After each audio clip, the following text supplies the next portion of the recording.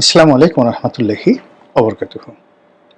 সম্মানিত দর্শক, বাংলাদেশের রাজনীতি, স্বাধীনতা, সার্বভৌমত্ব, এদেশের মানচিত্র, এদেশের জাতীয় পতাকা, সংবিধান, সকল কিছুর উপর শকুনের নজর পড়েছে। আপনারা যারা আন্তর্জাতিক খবরাখবর রাখেন তারা মোরাললেস অনেকেই জেনে গেছেন যে পাকিস্তান এবং সেই দেশের যারা হর্তাকর্তা তারা এই বাংলাদেশকে টার্গেট করে কি ধরনের ভয়ানক চক্রান্তে মেতে উঠেছেন। অতি সম্প্রতি পাকিস্তানের যে সেনাপ্রধান আসিফ মুনির, তিনি আমেরিকা থেকে একটি সাক্ষাৎকার দিয়েছেন এবং সেই সাক্ষাৎকারে তিনি যেটি বলেছেন যে আগামীতে ভারতের সঙ্গে যে যুদ্ধটি তারা করবেন সেই যুদ্ধে তাদের যে শুরু, সেই শুরুটা হবে ইস্টার্ন রিজিয়ন থেকে, পূর্বাঞ্চল থেকে। বিষয়টা এতটা ভয়াবহ এবং ভয়ানক। আপনারা জানেন যে ভারতের সঙ্গে পাকিস্তানের যে সীমান্ত সেটা হলো পাঞ্জাব, এবং এই সীমান্তকে বলা হয় ওয়েস্টার্ন রিজিয়ন। পাকিস্তানের জন্য ওয়েস্টার্ন রিজন, ওয়েস্টার্ন ফ্রন্ট, এবং যাকে বলা হয় ভারতের জন্য ওয়েস্টার্ন ফ্রন্ট। কিন্তু যদি ইস্টার্ন ফ্রন্ট বলা হয়, পূর্বাঞ্চল বলা হয়, সেক্ষেত্রে ভারতের জন্য ইস্টার্ন রিজিয়ন বলতে বাংলাদেশ এবং সেভেন সিস্টার। আর পাকিস্তানের আসলে পূর্বাঞ্চলীয় কোনো রিজন নেই এই মুহূর্তে। তো সেক্ষেত্রে যদি তারা পূর্বাঞ্চলীয় রিজন বোঝায় যেখানে ভারতের সঙ্গে তারা যুদ্ধ করতে চায়, তাহলে ধরে নিতে হবে যে তারা সেভেন সিস্টার্স, ভারতের যে সেভেন সিস্টার সেখানে তারা আক্রমণ পরিচালনা করতে চায়। তাহলে সেটা কিভাবে করবে? পাকিস্তানের যে কোনো সামরিক স্থাপনা থেকে দূরপাল্লার ক্ষেপণাস্ত্র ছাড়া মূলত ভারতের যে সেভেন সিস্টার, সেটা মেঘালয়, আসাম, ত্রিপুরা, নাগাল্যান্ড, তো এই সকল এলাকা পশ্চিমবঙ্গে আক্রমণ করা সম্ভব নয়, এমনকি বিমান হামলাও সম্ভব নয়। আর যাকে বলা হয় সামরিক যে স্থল অভিযান, এটি তো একেবারেই অসম্ভব। তাহলে আসিফ মুনির কথা বললেন কেন? নিঃসন্দেহে তারা বাংলাদেশকে টার্গেট করেছে, এবং সেই বাংলাদেশকে টার্গেট করে এখান থেকে ভারতের পূর্বাঞ্চলীয় যে রাজ্যগুলো রয়েছে সেই রাজ্যগুলো আক্রমণের পরিকল্পনা যদি তিনি করে থাকেন, তাহলে তার এই যে ইস্টার্ন ফ্রন্ট, পূর্বাঞ্চলীয় রাজ্য, এই কথাটার সঙ্গে মিলে যায়। এই গেল এক। অতি সম্প্রতি যেটি বাংলাদেশের কয়েকটি পত্রিকায় রিপোর্ট করেছে, পাকিস্তানের থিঙ্ক ট্যাঙ্ক এবং সামরিক যে সূত্রগুলো, সেখান থেকে যেটি জানা যাচ্ছে সেটি হলো তারা পশ্চিম পাকিস্তান এই মুহূর্তে আবার পূর্ব পাকিস্তান নিয়ে চিন্তা ভাবনা করছে, এবং বাংলাদেশ নিয়ে তারা আবার সেই পূর্ববঙ্গের যে মডেল, সেই মডেল নিয়ে চিন্তা ভাবনা করছে। খুবই ভয়ানক কথাবার্তা। এখন এই কাজ যদি তাদের করতে হয়, তাহলে এখানে মূলত যেটা তাদেরকে করতে হবে সেটা হলো ধর্মীয় উগ্রবাদ। এটিকে যে কোনো মূল্যে এই ধর্মীয় উগ্রবাদকে চাঙ্গা করতে হবে। এখানে অনেকটা সেই যে বলা হয় আফগান স্টাইলে, তালেবান স্টাইলে সশস্ত্র বিপ্লব তাদেরকে করতে হবে। এমনি তো ধরুন যারা আগে রাজাকারের ট্রেনিং নিয়েছেন, আলবদরের ট্রেনিং নিয়েছেন, আশামসের ট্রেনিং নিয়েছেন, তো এদের সংখ্যা কত আমরা এখনো পর্যন্ত কিন্তু জানি না। 1 লাখ নাকি 2 লাখ যারা পাকিস্তান আর্মির সঙ্গে পাল্লা দিয়ে অত্যাধুনিক অস্ত্র চালনা প্রশিক্ষণ তারা লাভ করেছিল, এবং পাকিস্তান সরকার থেকে প্যারামিলিটারি রূপে তারা নিয়মিত বেতন ভাতা পেত। এখন কতজন আলবদর, আশামস, রাজাকার বেঁচে আছেন, কতজন মারা গেছেন, তাদের যে অস্ত্রগুলো, সে অস্ত্রগুলো কোথায় আছে? আমরা জানি যে 1971 সনে 16ই ডিসেম্বর যে জাতীয় রেসকোর্স ময়দানে ভারত এবং পাকিস্তানের মধ্যে যে স্বাক্ষর শান্তি চুক্তি হয়েছিল, সেখানে 90,000 ভারতীয় ভারতীয় সেনাবাহিনীর কাছে 90,000 পাকিস্তানি সৈন্য আত্মসমর্পণ করেছিল। কিন্তু সশস্ত্র যারা রাজাকার, তাদের অস্ত্রগুলো গেল কোথায়? তারা কি অস্ত্র সমর্পণ করেছিল? তারা কি মুক্তিবাহিনীর কাছে আত্মসমর্পণ করেছিল, কিংবা ভারতীয় বাহিনীর কাছে আত্মসমর্পণ করেছিল? আমার জানা নাই।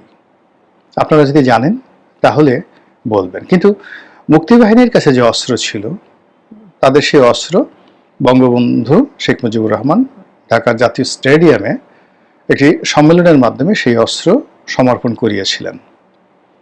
কিন্তু রাজাকারদের হাতে যে অস্ত্র ছিল, আলবদরদের হাতে যে অস্ত্র ছিল, আর শামসের হাতে যে অস্ত্র ছিল, সেই অস্ত্রগুলো কোথায়? এগুলো তো অত্যাধুনিক, সেই ওই সময়ের মধ্যে বিশ্ব কাঁপানো, দুনিয়া কাঁপানো পাকিস্তানি মিলিটারির সমপর্যায়ের অস্ত্রগুলো এই সমস্ত প্যারামিলিটারি বাহিনীকে দেওয়া হয়েছিল। সেই অস্ত্র কোথায়? 2 নম্বর হলো যে এইবার যে অস্ত্র লুট হয়েছে থানা থেকে, যে অস্ত্র লুট হয়েছে বিভিন্ন মহল থেকে, সেই অস্ত্রগুলো কোথায়? এইটি মিলা এই 2 অস্ত্র।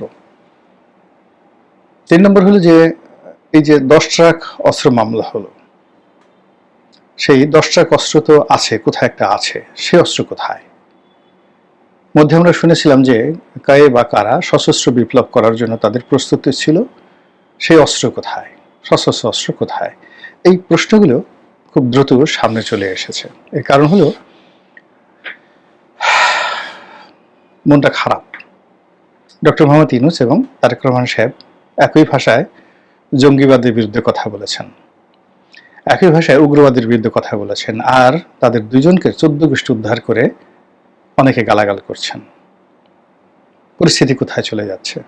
এনিওয়ে, তো এই গেল হলো পাকিস্তানের পক্ষ থেকে নানা কল্পকাহিনী, নানা ঘটনা, নানা প্রস্তুতি এবং নানা রকম তৎপরতা। দ্বিতীয় ফেজে আসি। আমার ব্যক্তিগত অভিজ্ঞতা থেকে বলি, একটি মিডিয়া হাউজে গিয়ে শুনলাম যে টকশোতে কারা যাবেন, কাদের সঙ্গে কারা বসবেন এবং কে কি করবেন, এটা পাকিস্তান এম্বাসি থেকেও অনুরোধ আসে। কাদের মাধ্যমে আসে? আইএসআইয়ের কতগুলো এজেন্ট রয়েছে এই বাংলাদেশে। তো সেই এজেন্টরা এখন বেশ শক্তিশালী, যারা গণমাধ্যমে, বিশ্ববিদ্যালয়, বিভিন্ন জায়গাতে যান। তো এরকম কয়েকজন আইএসআই এজেন্ট বিভিন্ন গণমাধ্যমে তারা প্রভাব বিস্তার করছেন, এবং গণমাধ্যম কর্মী যারা টকশো, নিউজ এগুলো সব নিয়ন্ত্রণ করেন, তাদেরকে পাকিস্তান এম্বাসির, যাকে বলা হয় বরাত দিয়ে, পাকিস্তান এম্বাসি মূলত আইএসআই, বরাত দিয়ে এই গণমাধ্যমের উপর নিয়ন্ত্রণ প্রতিষ্ঠা করার চেষ্টা করা হচ্ছে, এবং একটা পাকিস্তানের পক্ষে ভাইব তোলা, ভারতের বিপক্ষে ভাইব তোলা এবং পাকিস্তান প্রীতি তৈরি করার জন্য নীরবে যে কাজ করছে, তা গত সপ্তাহে আমি একটি নির্ভরযোগ্য সূত্র থেকে জানার পরে আমার সারা শরীর থরথর করে কাঁপছে। এরপর পাকিস্তানের এই অবস্থার পাশাপাশি ভারতের কথাও আপনাকে চিন্তা করতে হবে। শেখ হাসিনা এবং তার পুরো টিম এই মুহূর্তে ভারতে রাজনৈতিক আশ্রয় আছে। ভারতে এই মুহূর্তে কতজন আওয়ামী লীগের নেতাকর্মী আছেন? 10,000, 20,000, 1 লাখ? আমার তো মনে আরো বেশি, কম করে হলে 5 লাখ। এই 5 লাখ লোক যারা বাংলাদেশ ছেড়ে ভারতে গেছেন, সবাই অর্থ, বিত্ত, ক্ষমতা, কৌশল, পদ, পদবীর মালিক।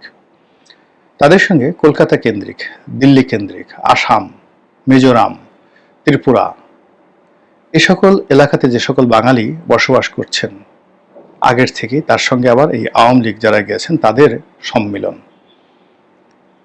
এবং পশ্চিমা দুনিয়াতে যারা আওয়ামী লীগের লোকজন আশ্রয় নিয়েছেন তাদের সঙ্গে এই সম্মেলনে ভারতের মাটিতে বাংলাদেশ বিরোধী একটি চক্র, সরকার বিরোধী একটি চক্র এবং বিএনপি বিরোধী একটি চক্র শক্তিশালী হয়ে পড়েছে, এতে কোনো সন্দেহ নেই। দ্বিতীয়ত, পাকিস্তানের যে সামরিক প্রস্তুতি, তাদের যে মনোভাব, এবং এখানকে কেন্দ্র করে জঙ্গিবাদের উত্থানের ব্যাপারে পাকিস্তান এবং আমেরিকার যে মাস্টার প্ল্যান, এটি ভারত জানে। এবং এটা যদি কোনো মতে বাড়তে থাকে, ন্যূনতম বাড়তে থাকে, সঙ্গে সঙ্গে ভারতের যে 7 সিস্টার পূর্বাঞ্চলীয় রাজ্য, সবগুলোতে অস্থিরতা শুরু হয়ে যাবে। আপনারা জানেন যে পশ্চিমবঙ্গে মুসলমানদের একটা ব্রুট মেজরিটি রয়েছে, বিশাল সংখ্যক ভোটার পশ্চিমবঙ্গে রয়েছে, বিশেষ করে কলকাতা, মুর্শিদাবাদ, এই সমস্ত এলাকাতে, শিয়ালদহ, এই সমস্ত এলাকাতে বিশাল সংখ্যক মুসলমানরা বসবাস করেন।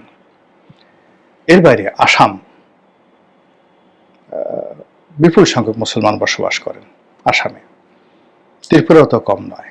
আর একটু দূরে গিয়ে যদি উড়িষ্যা এবং বিহারকে ধরেন, ওখানেও মুসলমানদের সংখ্যা অনেক অনেক। বিহার যদিও 7 সিস্টারের মধ্যে নয়, উড়িষ্যাও 7 সিস্টারের মধ্যে নয়, কিন্তু এই 7 সিস্টারে, সীমান্ত ঘেঁষে 7 সিস্টারে যদি গন্ডগোল লাগে, তাহলে ওই বাতাস উড়িষ্যা এবং বিহারে যাবে।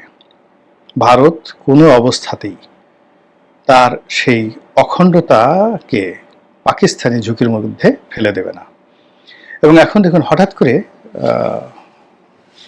পাকিস্তানের সঙ্গে আমেরিকার বন্ধুত্ব চরমে, আর ভারতের সঙ্গে তাদের যে শত্রুতা সেটাও চরমে। এবং এটা আগেও মন ছিল, 50-এর দশক, 60-এর দশক, 70-এর দশক, 80-এর দশক পর্যন্ত পাকিস্তানের সঙ্গে আমেরিকার যে সম্পর্ক একেবারে যাকে বলা হয় হরিহরাত্মা। আর ভারতের সাথে মূলত সম্পর্ক ঐতিহাসিকভাবে রাশিয়ার। কিন্তু পারভেজ মোশাররফের জামানার শেষ দিকে এসে মোল্লা ওমর, পারভেজ মোশাররফ এবং আল কায়েদার ওসামা বিন লাদেন, এদেরকে কেন্দ্র করে পাকিস্তান মিলিটারির সাথে এবং পাকিস্তান সরকারের সাথে একটা অবিশ্বাসের সম্পর্ক শুরু হয় আমেরিকার, এবং ঠিক সেই সুযোগটি গ্রহণ করে জনাব নরেন্দ্র মোদী। আর সেই সুযোগকে কেন্দ্র করে ভারত এবং আমেরিকার যৌথ প্রযোজনায় ওখানে সেই তালেবান সরকারের, তৎকালীন মোল্লা ওমরের সরকারের পতন ঘটে। কিন্তু এই যে হঠাৎ করে বন্ধুত্ব হওয়া ভারতের সাথে আমেরিকার, এটা এখন নেই, এটি এখন তলানিতে। ফলে ভারত তার চিরশত্রু চীনের সঙ্গে নতুন করে বন্ধুত্ব গড়ে তুলেছে, রাশিয়ার সঙ্গে আরও সম্পর্ক স্থাপন করেছে, এবং আমাদের এই যে 7 সিস্টার্সগুলো রয়েছে আমাদের চারিদিকে, তাদের এখানে তাদের সামরিক শক্তি বৃদ্ধি করেছে, রয়ের অফিস নিয়েছে, আরো অনেক কিছু। ফলে ভারতের পক্ষ থেকে যা কিছু হচ্ছে, এটি সামাল দেয়া আমাদের পক্ষে সম্ভব নয়। অন্যদিকে পাকিস্তান যা কিছু করছে সেটা ধারণ করা মানে আমাদের পক্ষে সম্ভব না। আমাদের এই ভূমি কখনো মৌলবাদের আস্তানা ছিল না, জঙ্গিবাদের আস্তানা ছিল না। এখানে কনজারভেটিভ মানে খুব একেবারে যাকে বলা হয় তালিবানি মুসলিম, কিংবা ধরুন একেবারে শরিয়াতি বিচার, শারিয়া কোড, এই জিনিসগুলো আমাদের এই বাংলায় কখনো হয়নি। এখানে অনেক ধর্মপ্রাণ রাজা বাদশাহ ছিলেন, কিন্তু সবসময় এখানে একটা উদারনৈতিক গণতন্ত্র ছিল, রাজতন্ত্র ছিল, শাসনতন্ত্র ছিল সেই শশাঙ্কর জমানা থেকে। তো কাজেই এখানে জঙ্গিবাদ প্রশ্রয় পাবে না, কিন্তু পাকিস্তান এটা চেষ্টা করবে। কিন্তু চেষ্টা করার ফলে কি হবে, এটা একটা ব্যালেন্স স্থান হয়ে যাবে, বালুচ জাতিগোষ্ঠীর মতো একটা উত্তাল অবস্থা তৈরি হয়ে যাবে। এটি 60-এর দশকে বা 50-এর দশকে যেভাবে পূর্ববঙ্গ ছিল, ওইরকম একটা অস্থির একটা অবস্থা তৈরি হয়ে যাবে। আফগানিস্তানে এখন যে অবস্থা চলছে ওইরকম একটা অবস্থা তৈরি হয়ে যাবে। তো সেই অবস্থা তৈরি করার জন্য পাকিস্তানের যে মাস্টার প্ল্যান, সেই মাস্টার প্ল্যান হলো বাঙালি জাতীয়তাবাদ শেষ করে দাও, সংবিধান শেষ করে দাও, মুক্তিযুদ্ধের ইতিহাস যত স্মৃতিচিহ্ন আছে তস নস করে দাও, এবং একটা নতুন বন্দোবস্ত চালু করো। এখন এই যে যা কিছু বললাম, ভারতের যা কিছু এবং পাকিস্তানের যা কিছু, তার সঙ্গে সঙ্গে বৈশ্বিক অবস্থা, আর আমাদের এই বাংলাদেশে যা কিছু হচ্ছে রাজনীতির নামে, পথে ঘাটে মাঠে, বিশ্ববিদ্যালয় প্রান্তরে, এবং এর সঙ্গে বিভিন্ন দেশি বিদেশি যারা চক্র, যারা বাংলাদেশের মুক্তিযুদ্ধের বিরুদ্ধে, সংবিধানের বিরুদ্ধে, বিএনপির বিরুদ্ধে, মুক্তিযোদ্ধাদের বিরুদ্ধে, জিয়াউর রহমানের বিরুদ্ধে, বঙ্গবন্ধুর বিরুদ্ধে, মানে যাদের শক্তিমত্তা রয়েছে এ দেশ চালানোর, তাদের সকলকে যাকে বলা হয় কাফের, মুনাফেক, চরিত্রহীন, ভারতীয় দালাল, এ সকল ট্যাগ দিয়ে, দুর্নীতিবাজ, চাঁদাবাজ, এ সকল ট্যাগ দিয়ে পুরো রাজনীতির ময়দানটিকে জঙ্গিবাদের জন্য একটা উর্বর ভূমি বানিয়ে ফেলছে। ফলে আমার কাছে মনে হচ্ছে জঙ্গিবাদ যেভাবে ধেয়ে আসছে, যার যার অবস্থান থেকে আমরা যদি সতর্ক না হই, তাহলে দেবালয়ে আগুন লাগতে খুব বেশি সময় লাগবে না।